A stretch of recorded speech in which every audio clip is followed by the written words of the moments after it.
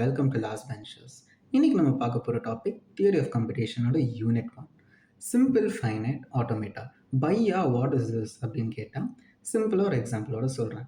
நம்ம வீட்டில் அப்போ நம்ம டயர்டாக இருக்க போது என்ன சொல்லுவார், இப்படி தம்பி போய் ஃபேனை போடுறாங்க. ஸோ ஃபேன் வந்து இனிஷியல் ஸ்டேட்டில் ஆஃபில் இருக்கும். நம்ம சுவிட்சை போட்டால் என்னது, ஃபேன் ஆன் ஆகும். நம்ம சுவிட்சை போடுறது தான் நம்ம ஆக்ஷன் அப்படின்னு சொல்கிறோம். அதுதான் நான் இங்கே புஷ் அப்படின்னு போட்டிருக்கேன். நம்ம ஸ்விட்சை போட்டு என்ன ஆகும், ஃபேன் சுற்ற ஆரம்பிக்கும். இதுதான் நம்ம ஆன் ஸ்டேட் அப்படின்னு சொல்கிறோம். ஸோ ஒரு ஃபைனைட் ஆட்டோமேட்டாவில் மினிமம் ஒரு ஃபைனைட் நம்பர் ஆஃப் செட்ஸ் இருக்கணும். இங்கே நம்மளுக்கு ஆன் அண்ட் ஆஃப் தான் நம்மளோட 2 செட்ஸ். அண்ட் இங்கே ஒரு ஆக்ஷன். அப்போ தான் ஒரு ஸ்டேட்லேருந்து இன்னொரு ஸ்டேட்டுக்கு ட்ரான்ஸ்ஃபார்ம் ஆக முடியும்.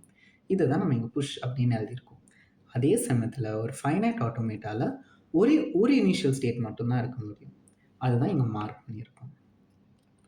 அடுத்து நம்ம பார்க்க போகிற டாபிக் வெரி பேசிக் ஒன், ஆனால் ரொம்ப இம்பார்ட்டன்ட். இதை தான் நம்ம ஆல்ஃபபெட்ஸ் அப்படின்னு சொல்கிறோம். ஆல்ஃபபெட்ஸை நம்ம சிக்மாவில் நம்ம ரெப்ரசென்ட் பண்ணுறோம். ஆல்ஃபபெட்ஸ்னால் என்ன அப்படின்னா, it is a finite set of non empty symbols. கேட்க தான் கொஞ்சம் கன்ஃபியூசிங்காக இருக்கும், ஆனால் ஒன்றும் இல்லை, ஒரு செட்டு, இதுக்குள்ளே நம்ம ஒரு எலிமெண்ட்ஸ் போட்டால் அதுதான் ஆல்ஃபபெட்ஸ். பையா ஆல்ஃபபெட்ஸ்னால் ஏபிசி தான் இருக்கலாமா அப்படின்னா இல்லை, நம்ம 0 and 1 கூட இருக்கலாம். இதை தான் நம்ம பைனரி ஆல்ஃபபெட்ஸ் அப்படின்னு நம்ம சொல்கிறோம். அதே சமயத்தில் நம்ம ஆல்ஃபபெட்ஸ் லெட்டர்ஸால் கூட ரெப்ரசென்ட் பண்ணலாம். A, B, C.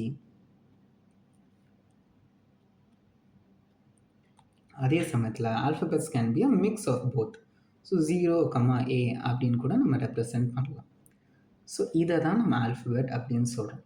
So any time நீங்கள் சிக்மா அப்படிங்கிற வார்த்தையை பார்த்தா இட் இஸ் ஆல்ஃபபெட் அப்படின்னு நீங்கள் மைண்டில் ஸ்டோர் பண்ணி வச்சுக்கோங்க. அடுத்து நம்ம ஸ்ட்ரிங்குக்கு போவோம். இப்போ சின்ன வயசில் த சுச்சு ஆஃப் த ஏபிசிடி அப்படின்னு ஒரு சின்ன குழந்தை படிச்சதுக்கப்புறம் என்ன சொல்லுவோம், இதை ஒரு வேர்ட் அப்படின்னு கன்வெர்ட் பண்ணி இதை நம்ம எப்படி படிப்போம் அப்படின்னு சொல்கிறது தான். சிமிலர்லி எனக்கு ஒரு ஆல்ஃபபெட் இருக்குன்னு வைங்க. இங்கே நான் வந்து E, A, T அப்படின்னு வச்சுருக்கேன். இதை ஒரு ஸ்ட்ரிங்கை எப்படி நான் ஃபார்ம் பண்ணலான்னா, ஒன்றும் இல்லை, EAT ஈட் அப்படின்னு சொன்னால் இது ஒரு ஸ்ட்ரிங். பேசிக்லி இது ஒரு ஃபைனைட் சீக்வன்ஸ் ஆஃப் சிம்பிள்ஸ். எங்கேருந்து வருது, இந்த ஆல்ஃபபெட்டில் இருந்து வருது. இதை நம்ம நம்பர்ஸ் போட்டு கூட ரெப்ரசென்ட் பண்ணலாம்.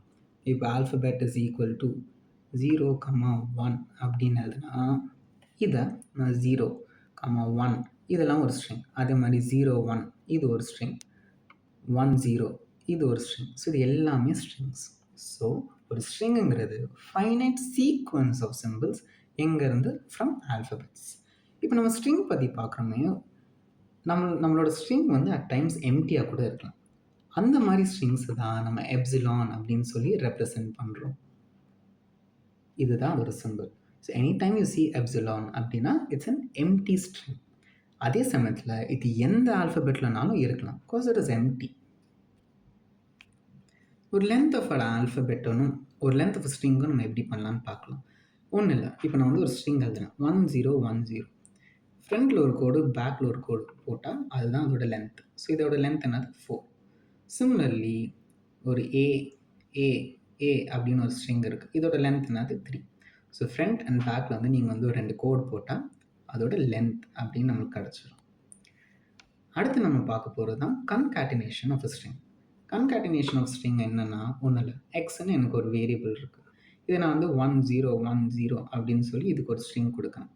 அதே சமயத்தில் ஒய்க்கு வந்து 010 அப்படின்னு சொல்லிட்டு ஒரு ஸ்ட்ரிங் கொடுக்கணும். கன்காட்டினேஷன் ஆஃப் ஸ்ட்ரிங் என்ன, இந்த ரெண்டுமே சேர்ந்தால் எனக்கு ஃபைனலாக என்ன வரும் அப்படிங்கிறது. ஸோ 1010 திருப்பி அங்கே பின்னாடி இருக்கிற 010 அப்படியே இதோட ஆட் பண்ணுங்கள், போதும். ஸோ இதை தான் நம்ம சிம்பிளாக கன்காட்டினேஷன் ஆஃப் ஸ்ட்ரிங்கிறோம். ஸோ பேசிக்லி ரெண்டையும் ஜாயின் பண்ணுறது தான் கன்காட்டினேஷன் ஆஃப் ஸ்ட்ரிங் அப்படின்னு நம்ம சொல்கிறோம். அடுத்து நம்ம பார்க்க போகிறது தான் லாங்குவேஜ். லாங்குவேஜுங்கிறது நம்ம சிம்பிள் வேர்ட்ஸில் என்னன்னு சொல்லணும்னா, நம்ம எழுதுகிற ஸ்ட்ரிங்கை அதுக்குன்னு ஒரு செட் ஆஃப் ரூல்ஸ் போட்டு எழுதுகிறோன்னா அதுதான் நம்ம லாங்குவேஜ் அப்படின்னு சொல்கிறோம்.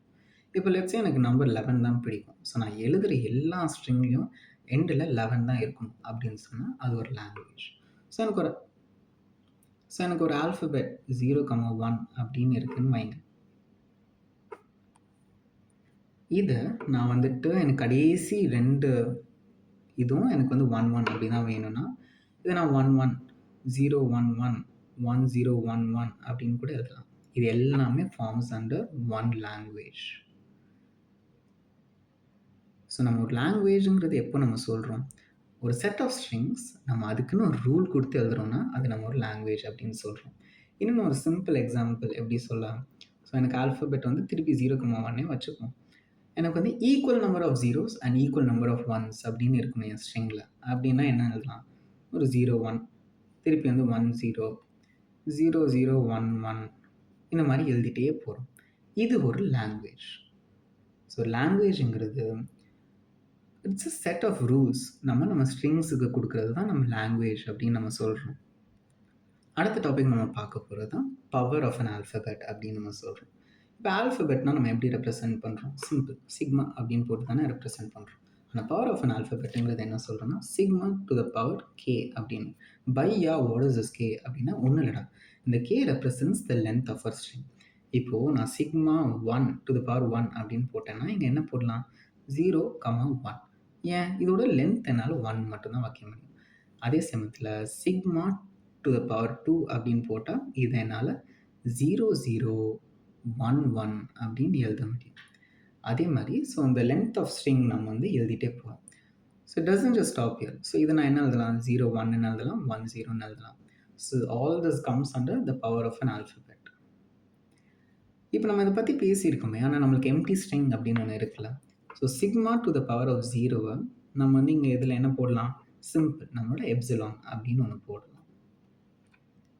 இது போக நம்மளுக்கு சிக்மா ஸ்டார் அப்படின்னு ஒன்று இருக்குது. சிக்மா ஸ்டாருங்கிறது ஒன்றும் இல்லை, it's just a union of நம்ம மேலே என்னென்னலாம் எழுதியிருக்கோம். So sigma naught union, sigma 1 union, sigma 2 union அப்படின்னு சொல்லிட்டு போயிட்டே இருக்கிறது.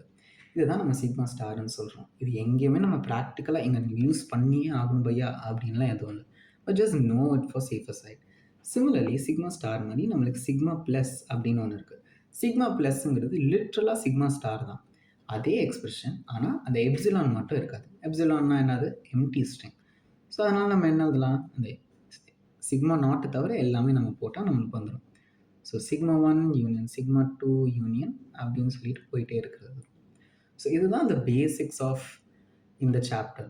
ஸோ இதுக்கப்புறம் we will see different concepts and sums எப்படி போடலாம் அப்படின்னு.